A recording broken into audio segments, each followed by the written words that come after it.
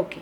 So Guruji, Chandi హోమంలో అసలు ఎవరు కూర్చోవచ్చు అంటారు? అంటే భార్యాభర్తల, తల్లిదండ్రుల, కుటుంబం అంతా కూర్చోవచ్చా? ఒకవేళ ఆడపిల్లకి పెళ్ళైతే ఆమె భర్త ఒకవేళ దూరంగా ఉండి అలా ఏమన్నా ఉంటే ఆడపిల్ల ఒక్కతి కూర్చొని చేయొచ్చా? ఇలాంటి రకరకాల ప్రశ్నలు మనల్ని అడుగుతున్నారు గురూజీ. దానికి మీరేం సమాధానం చెప్తారు? చండీ హోమంలో ఎవరెవరు కూర్చోవాలంటే పెద్దవాళ్ళు ఫస్ట్ తల్లిదండ్రులు.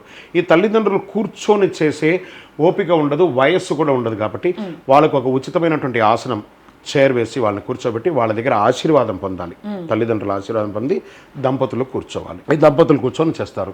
వాళ్ళ ఇంట్లో వాళ్ళ అమ్మాయికి పెళ్ళి ఉంటుంది. మీరు అడిగిన ప్రశ్న, అల్లుడు గారు ఎక్కడో వృత్తిగా ఎక్కడో ఉంటారు అనుకోండి.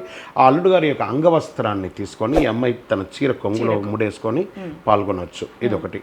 తర్వాత ఇంకెవరైనా పాల్గొనొచ్చా అంటే బంధుమిత్రులందరికీ చెప్పి, గోత్రం అని అంటే ఆ గోత్రానికి సంబంధించిన వాళ్ళందరికీ జరుగుతుంది. ప్రత్యేకించి మీకు ప్రారంభం అంటే ఎలా ఉంటుందంటే మొదటి వడ్డన మీకు, మిగతా వడ్డన అందరికీ వస్తుందంటారు చూసారా, అలా ఆ గోత్రీకులు అందరూ రావచ్చు, చుట్టుపక్కల రావచ్చు. అన్నిటికంటే బంధుమిత్రులు అందరూ రావచ్చు. బంధుమిత్రులు అన్నారు కదా, అందరూ బాగుంటారు. మీరు చేసుకుంటే మిగతా వాళ్ళందరూ ఏం చెప్తారు, అందరూ బాగుంటారు, మనం బాగుంటాం. చూసారా, చండీ ఏం చేస్తుందంటే ఆ పొగ వస్తుంది కదా, ఈ యజమానికి మాత్రమే వస్తుందా? రాదు కదా, అందరికీ వస్తుంది. ఆ ప్రాంతం అంతా వస్తుంది. ఆ చుట్టుపక్కల ఇళ్ల వాళ్ళకి వస్తుంది. ఆ పరిసర కనీసం దీని రేడియేషన్ ఒక 2-3 కిలోమీటర్ వరకు ఉంటుంది ఆ ధూమం. అది అలాగే పైకి వెళ్ళి పృథివీని శాంతపరుస్తుంది.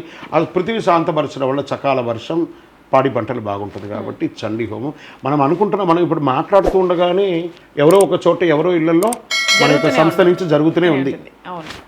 గురూజీ, ఇంకొకటి మీరు ఇప్పుడు చెప్పారు, పేరెంట్స్ దూరంగా కూర్చోపెట్టి వాళ్ళ వయసు దూరంగా కూర్చోవడం కాదు, వాళ్ళకి బ్రీత్ కొంతమందికి ఉంటుంది, ఇబ్బంది అవుతుంది. వయసును దృష్టిలో పెట్టుకుని అన్నాను. అందుకని దూరం పెట్టమండేది. అందులో కూడా నెగిటివ్ తీసుకోకండి, పాజిటివ్ మాత్రమే తీసుకోండి. డెఫినెట్ గా క్వశ్చన్ రేజ్ అవుతుంది గురూజీ. ఇప్పుడు వేరే ఊర్లలో ఉన్నారు. ఇప్పుడు మనం ఈ కార్యక్రమాన్ని నిర్వహిస్తున్నాం, వాళ్ళ పేరెంట్స్ వేరే ఊర్లో ఉన్నారు, వాళ్ళిద్దరు పిల్లలు ఇక్కడ ఉన్నారు. వీడియో కాల్ చేయండి, వీడియో కాల్ చేసి వాళ్ళ దగ్గర పర్మిషన్ తీసుకోండి. వాళ్ళని కూడా లైవ్ లో పెట్టుకొని చూపియండి. లైవ్లో ఈరోజు టెక్నాలజీ ఎంత అద్భుతంగా ఉంది. మన సోషల్ పోస్ట్లో జరుగుతున్న ప్రతి ఆ యొక్క చండీ హోమాన్ని మనం లైవ్ పెడుతున్నాం. ఆ లైవ్ లింక్ని వాళ్ళకి షేర్ చేయమనండి, వాళ్ళు లైవ్లో చూడమనండి. తప్పకుండా గురూజీ. మనం ప్రతి హోమాన్ని మనం లైవ్ చేస్తున్నాం. చాలా మంది ఏంటి అంటే, లేదు చండీ హోమం కేవలం నవరాత్రులు అప్పుడే నిర్వహిస్తారు అన్న ఒక అపోహలో ఉన్నారు గురూజీ. సో అప్పుడే నిర్వహిస్తారా, లేకపోతే వేరే నక్షత్రాలు, వేరే తిథులు అప్పుడు కూడా చేసుకోవచ్చు అంటారు? అదే ఇంతకుముందు చెప్పాను కదా, అన్ని తిథివార దీనికి ఎలా ఉంటుందంటే తిథివార యమగండ దుర్ముహూర్త వర్జాలు చూడాలి కంపల్సరీ. ఎందుకంటే ఎవరైతే చేస్తున్నారో వాళ్ళ నక్షత్ర ప్రకారం, వాళ్ళ లగ్న ప్రకారం ఏ రోజు చేస్తే బాగుంటుంది అనేది ఒక లెక్క ఉందండి. ఎందుకంటే మీరు పర్పస్గానే కదా చేసుకుంటున్నారు.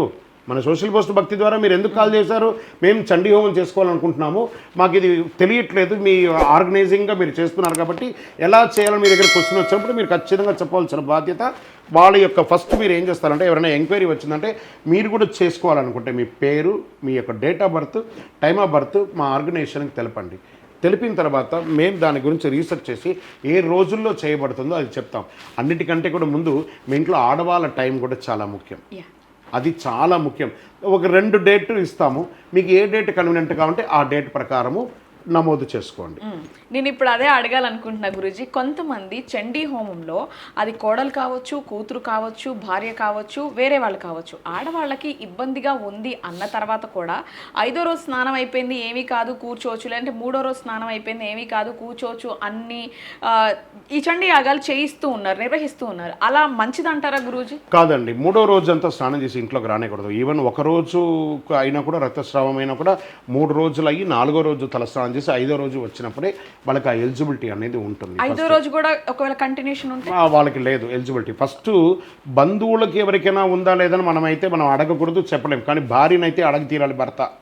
ఆ భర్త భార్యకు ఆ కంఫర్ట్ జోన్ ఉన్నప్పుడు మాత్రమే చేసుకోవాలి. కానీ అలాంటి ఇబ్బంది వస్తే మేము మాత్ర వేసుకున్నాం, మేము టాబ్లెట్ వేసుకున్నాం, నో వే.